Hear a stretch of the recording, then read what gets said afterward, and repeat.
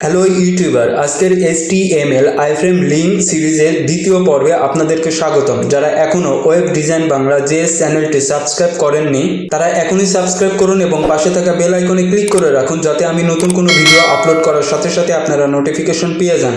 যেহেতু iframe link HTML5-এ বন্ধ হয়ে গেছে, সাপোর্ট করে না, তাই বেশি কথা না বাড়িয়ে সরাসরি আমরা প্র্যাকটিক্যালি কাজ দেখি এটা কিভাবে করতে হয়। আমরা HTML4-এ কাজটি করতে পারবো। প্র্যাকটিক্যালি কাজ করার জন্য চলুন আমরা নোটপ্যাড প্লাস প্লাস ওপেন করি। আমরা কাজকে সহজ করার জন্য আগে থেকে ফাইলটা তৈরি করে রাখছি, যেহেতু এখানে HTML এর বেসিক কোড আছে এবং আইফ্রেমে কি কি অ্যাট্রিবিউট এবং প্রপার্টি ব্যবহার করতে হয় সেগুলো আমরা প্রথম সিরিজে জেনেছি, তাই এখানে আর এই বিষয়গুলো নিয়ে আলোচনা করলাম না। অ্যাট্রিবিউট এবং প্রপার্টিগুলো আগে থেকে আমি এখানে টাইপ করে রাখছি। জাস্ট নেম এখানে নতুন হিসাবে আছে নেম।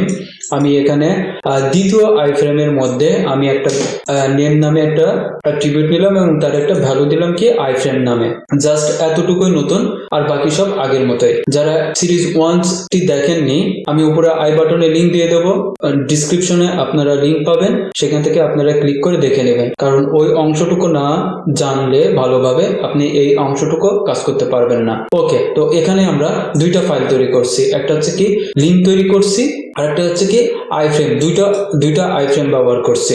তো এর জন্য আমরা এখন যদি ব্রাউজার দিয়ে ওপেন করি, আমরা আপডেট ভার্সন ব্যবহার করব। মজিলা ফায়ারফক্স আমার ওল্ড ভার্সন। তো আমি এটাকে কি করলাম, আমি গুগল ক্রোম দিয়ে ওপেন করি। গুগল ক্রোম দিয়ে ওপেন করলাম।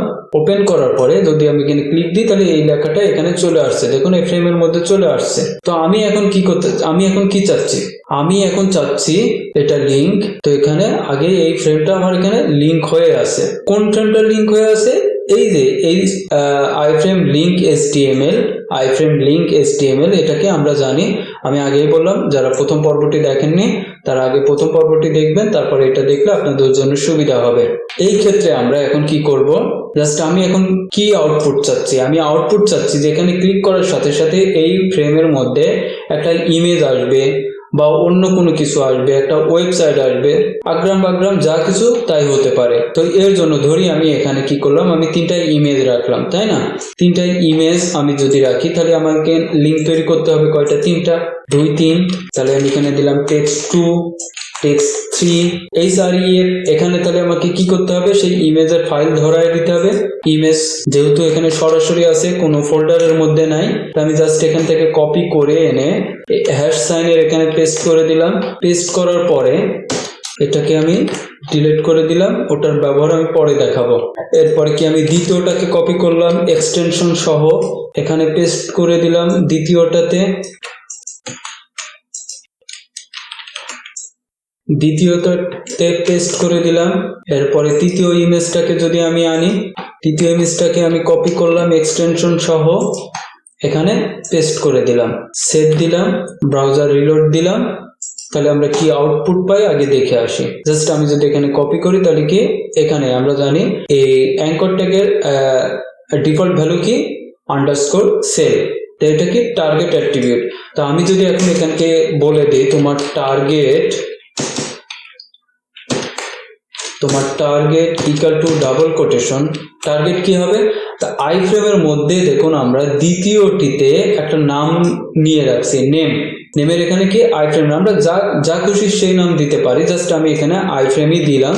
এটাকে আমি কপি করলাম, কপি করার পরে টার্গেটের এখানে আমি একে ধরিয়ে দিলাম, সেভ দিলাম, ব্রাউজার রিলোড দিলাম। এখন যদি আমি এখানে ক্লিক করি, তাহলে কি ইমেজটা দেখেন দ্বিতীয় আইফ্রেমের মধ্যে চলে আসছে। আবার যদি এখানে ক্লিক করি, তাহলে এখানে কি এটা এখানে চলে আসছে। কেন চলে আসছে? কারণ এখানে আমি টার্গেট অ্যাট্রিবিউটটা ব্যবহার করিনি। তো আমি যদি এই প্রতি জায়গাতেই যদি আমি এখন টার্গেট অ্যাট্রিবিউটটা কপি পেস্ট করি সময় বাঁচানোর জন্য, সেভ দিলাম, ব্রাউজার রিলোড দিলাম।